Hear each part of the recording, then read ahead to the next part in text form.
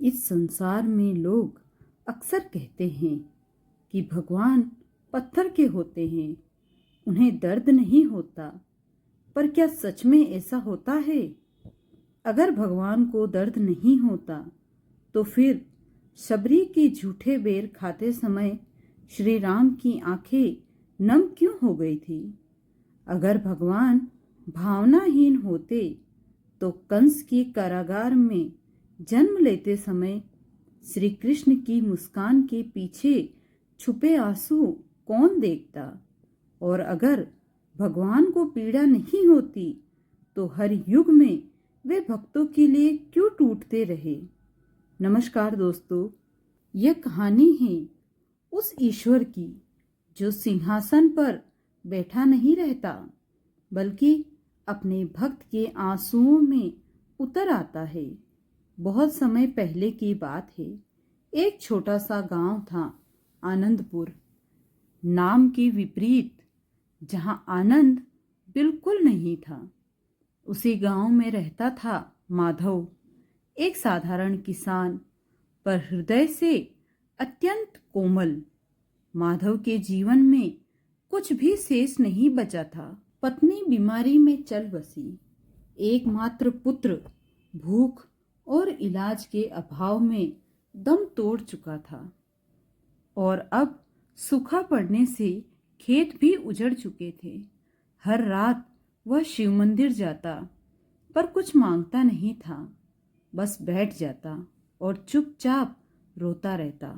न मंत्र, न स्तुति, न कोई शिकायत, केवल आंसू। गांव के लोग कहते, इससे अच्छा तो तुम मंदिर जाना ही छोड़ दे, भगवान कुछ नहीं सुनते। पर माधव जानता था, जब शब्द खत्म हो जाते हैं तब आंसू बोलते हैं। एक रात उसने कांपती आवाज में कहा, हे प्रभु, अगर आप हैं तो बस आज मेरे पास बैठ जाइए, मुझे कुछ मत दीजिए, मुझे अकेला मत छोड़िए। उस रात कैलाश पर कुछ विचित्र हुआ। भगवान शिव ध्यान मग्न थे, पर आज ध्यान टूट गया। माँ पार्वती ने देखा, महादेव की आंखों से एक बूंद जल गिरी। स्वामी, क्या हुआ? शिव ने आंखें खोली। स्वर भारी था। पार्वती, आज एक भक्त ने मुझसे कुछ मांगा नहीं, उसने बस मुझे अपने दुख में बैठने को कहा है। नंदी भी स्तब्ध रह गए। उस रात शिव एक वृद्ध साधु के रूप में गांव पहुंचे। माधव मंदिर में बैठा था, खामोश, टूटा हुआ। साधु पास आए और बोले, बेटा, भगवान से कुछ मांग क्यों नहीं लेते? माधव हंसा।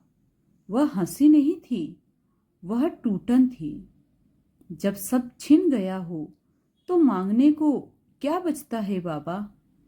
उस वाक्य ने त्रिनेत्रधारी का हृदय चीर दिया। शिव साधु रूप में बैठ गए। दोनों चुप थे। फिर माधव फूट फूट कर रो पड़ा, और उस क्षण भगवान शिव ने पहली बार किसी भक्त को शब्दों के बिना गले लगाया। कैलाश कांप उठा। देवता स्तब्ध रह गए, क्योंकि आज भगवान रो रहे थे।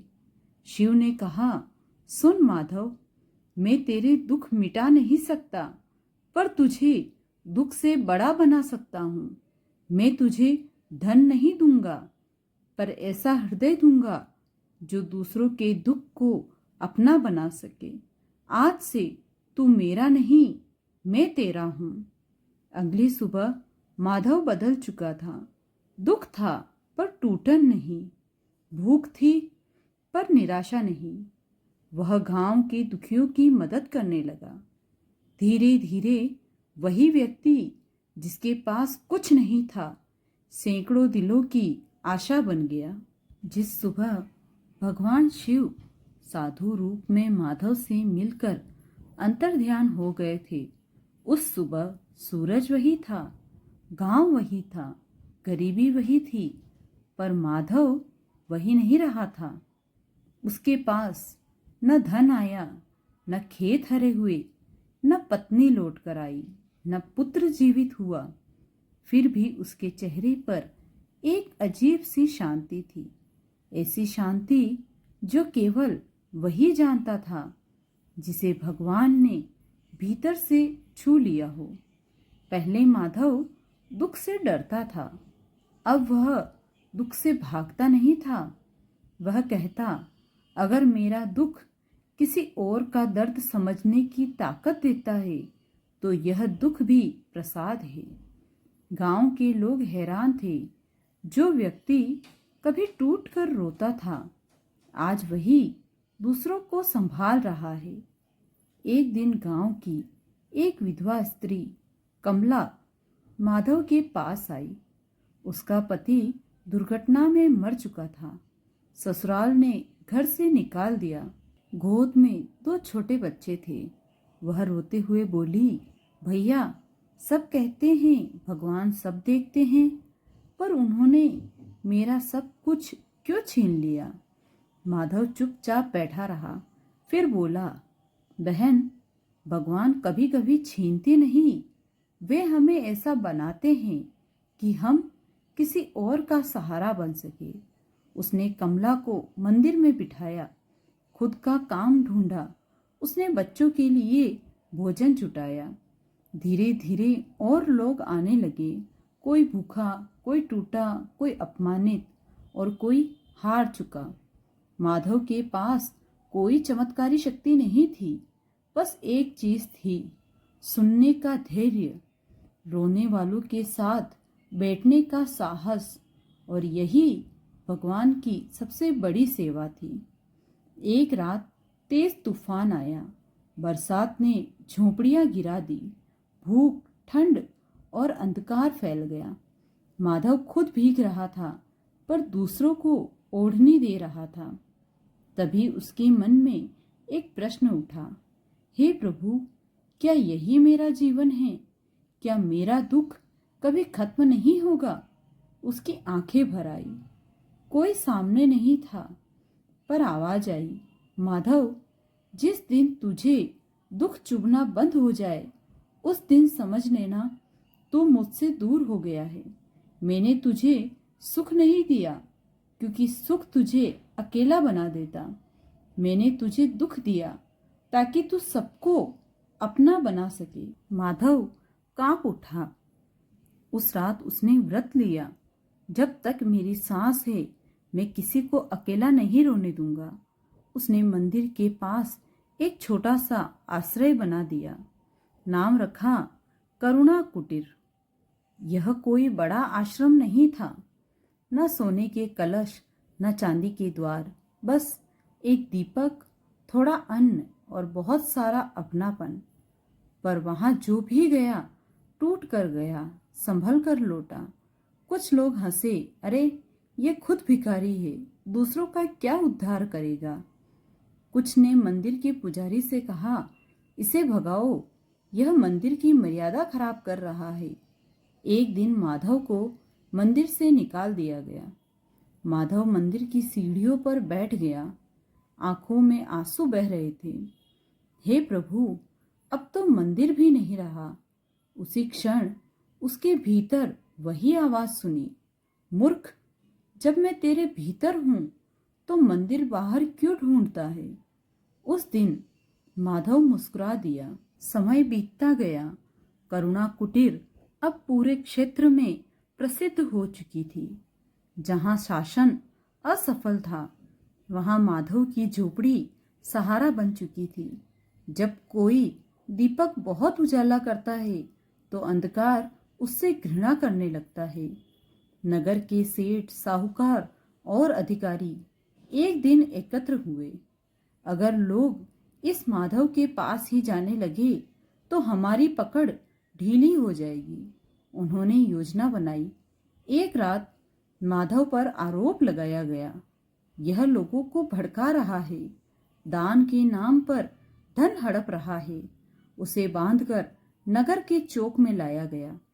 वही लोग जिन्हें उसने खाना दिया था आज भय से चुप थे। माधव कुछ नहीं बोला, न सफाई, न प्रतिवाद, न आक्रोश। लोग चिल्लाए, बोल क्यों नहीं रहा? माधव बस इतना बोला, जब भगवान सब देख रहे हैं तो मुझे क्या कहना। सजा दी गई। हर कोड़ा माधव की पीठ पर नहीं, हृदय पर पड़ा, पर उसने होठों से एक भी कराह नहीं निकली। उसके भीतर केवल एक प्रार्थना थी, हे प्रभु, इन्हें क्षमा करना। इन्हें पता नहीं ये क्या कर रहे हैं। नंदी कांप उठे, स्वामी अब बहुत हो गया। माँ पार्वती की आंखों में आंसू थे। आप क्यों चुप है? भगवान शिव ने कहा, अगर आज मैं इसे बचा लूं तो दुनिया समझेगी कि भक्ति का रास्ता आसान है, पर जो इस अग्नि से निकलता है वही दीपक बनता है। माधव को कारागार में डाल दिया गया। ठंडी जमीन, खून से भीगी पीठ और अकेलापन। उस रात वह पहली बार टूटा, प्रभु मैंने क्या गलत किया? उसके आंसू धरती पर गिरे। तभी वही स्वर भीतर गूंजा, माधव अगर आज तू टूट गया तो कल सैकड़ों टूट जाएंगे। मैं तेरे साथ हूं, पर मैं तुझे मजबूत बनाना चाहता हूं, सुरक्षित नहीं। माधव शांत हो गया। सुबह जांच हुई, झूठ उजागर हुआ। माधव निर्दोष सिद्ध हुआ, पर कोई चमत्कार नहीं हुआ। न किसी ने क्षमा मांगी, न भीड़ ने सिर झुकाया। बस दरवाजा खुला और कहा गया, जा अब तू आजाद है। माधव लौटा। शरीर घायल था पर आत्मा अड़िग। उसने करुणा कुटीर फिर खोली, पर अब उसका स्वर बदला था। वह लोगों से कहता, अगर तुम्हारी भक्ति तुम्हें मजबूत नहीं बना रही तो वह भक्ति नहीं, डर है। और अगर तुम्हारा दुख तुम्हें दूसरों से जोड़ नहीं रहा तो वह दुख व्यर्थ है। कारागार से लौटने के बाद माधव के जीवन में दुख कम नहीं हुआ, पर दुख ने अब उसे पहचानना बंद कर दिया था। भूख आती थी पर अपमान नहीं चुभता था। पीड़ा होती थी पर क्रोध जन्म नहीं लेता था। लोगों ने देखा, जिस व्यक्ति को कोड़े मारे गए थे वही आज दूसरों के घाव सहला रहा था। अब लोग वहां रोटी मांगने नहीं आते थे, आंसू रखने आते थे। माधव किसी को उपदेश नहीं देता था। वह बस कहता, बैठ जाओ, जब मन हल्का हो जाए तब उठ जाना। उसकी सबसे बड़ी पूजा किसी के रोते हुए सिर पर हाथ रख देना थी। एक दिन 10 वर्ष का बालक आया। कपड़े फटे थे, आंखों में भय था। उसने पूछा, क्या यहाँ भगवान मिलते हैं? माधव मुस्कुराया, नहीं बेटा, यहाँ इंसान मिलते हैं। बालक रो पड़ा, मुझे भगवान नहीं चाहिए, मुझे ऐसा इंसान चाहिए जो मुझे मारे नहीं। उस वाक्य ने माधव की आत्मा को हिला दिया। उस बालक का नाम था अनंत। सोतेला पिता, नशा, मारपीट और मां की मजबूरी। माधव ने पहली बार किसी बच्चे को अपने सीने से लगा लिया। उस पल सब कुछ बदला। उस रात माधव को स्वप्न आया। भगवान शिव खड़े थे, मुस्कुराते हुए। माधव, अब तू सुनता नहीं, अब तू संभालता है। अब तू सिर्फ दुख का साथी नहीं, अब तू दुख से बाहर निकालने वाला मार्ग है। माधव की आंखों से आंसू बह निकले। प्रभु, मैं तो साधारण हूं। शिव बोले, जिस दिन इंसान खुद को साधारण मान ले उसी दिन वह मेरे सबसे पास होता है। जिस मंदिर से माधव को निकाला गया था, आज वही एक सभा रखी गई। लोग चाहते थे माधव बोले, वह मंच पर नहीं गया, वह सीढ़ियों पर बैठ गया। बस इतना कहा, अगर भगवान तक पहुंचना है तो पहले इंसान तक पहुंचो। भीड़ चुप हो गई। वही पुजारी जिसने उसे निकाला था आगे आया। उसके हाथ कांप रहे थे। मुझे क्षमा कर दो। माधव ने उसके चरण नहीं छुए, उसे गले लगा लिया। उस दिन लोगों ने समझा, भगवान मूर्ति में नहीं, भगवान मंत्र में नहीं, भगवान उस करुणा में है जो किसी को अकेला नहीं छोड़ती। माधव अब भगवान की कहानी नहीं सुनाता था, वह खुद कहानी बन चुका था। एक दिन सूरज उगा जरूर, पर उसकी रोशनी कुछ उदास थी। करुणा कुटीर में माधव देर तक नहीं उठा। अनंत वही बालक उसे जगाने आया। बाबा, आज देर हो गई। पर माधव नहीं बोला। माधव लेटा था, चेहरा शांत, आंखें बंद, होठों पर हल्की मुस्कान, जैसे कोई बहुत थक कर घर लौट आया हो। गांव में खबर फैल गई, माधव चला गया। लोग आए, गरीब, विधवाएं, बच्चे, वही अधिकारी, वही पुजारी। आज कोई ऊंचा नहीं था, कोई छोटा नहीं था। सब रो रहे थे, क्योंकि आज उन्हें समझ आया, जिसने कभी कुछ नहीं मांगा वही सबको सब कुछ दे गया। माधव की देह को मंदिर के सामने रखा गया। मूर्ति वही थी, पर आज कोई मंत्र नहीं गूंज रहा था। पुजारी ने कहा, आज आरती नहीं होगी। क्यों? क्योंकि आज भगवान स्वयं मौन है। अनंत शिवलिंग के सामने बैठ गया। उसकी आंखों से आंसू बह रहे थे। भगवान, आपने मेरे बाबा को क्यों ले लिया? कोई उत्तर नहीं आया। बहुत देर बाद उसने महसूस किया, भगवान मौन नहीं थे, वे उत्तर बन चुके थे। कुछ दिनों बाद करुणा कुटीर बंद नहीं हुई, वह और फैल गई। अब वहां कई माधव थे। कोई भूख मिटा रहा था, कोई बच्चों को पढ़ा रहा था, कोई बस किसी के साथ बैठ रहा था।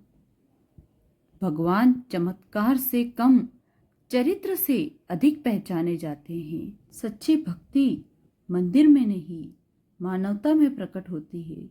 जब कोई इंसान अपने दुख को दूसरों की आशा बना दे, वही भगवान जन्म लेते हैं। भगवान कहीं गए नहीं थे, वे माधव बनकर आए थे। दोस्तों, अगर आपको ये कहानी पसंद आई हो तो प्लीज़ वीडियो को लाइक, शेयर और सब्सक्राइब जरूर करें।